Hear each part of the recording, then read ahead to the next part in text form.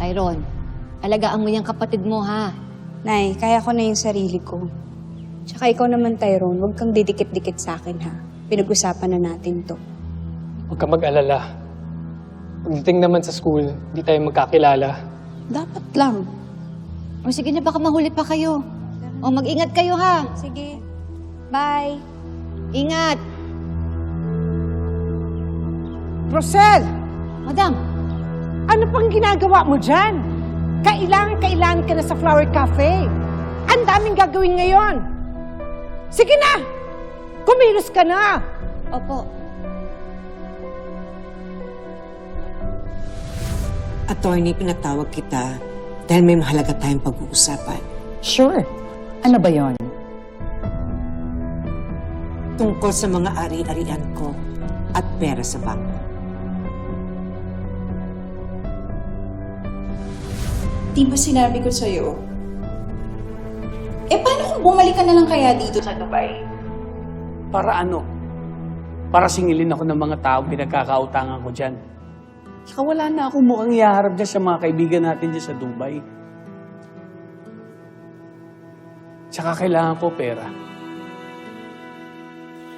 Teka, sabi mo pagkakaperahan mo yung kapatid mo, di ba?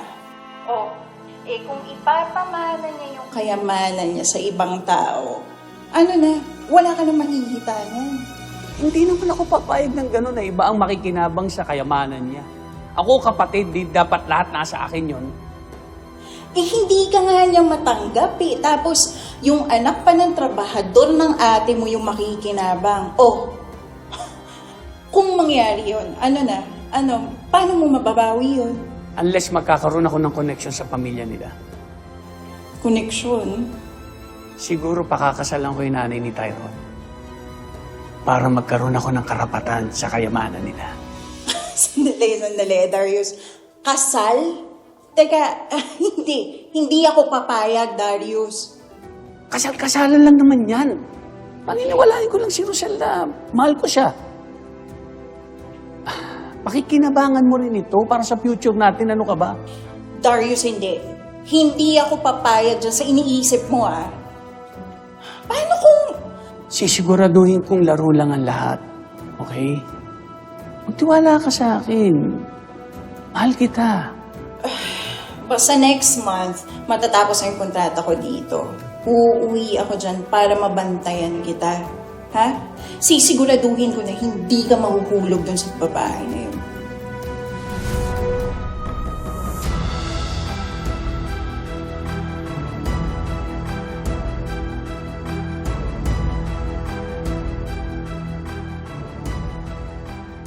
Ngayon na successful na yung plano mo, napakasal mo si Rosel.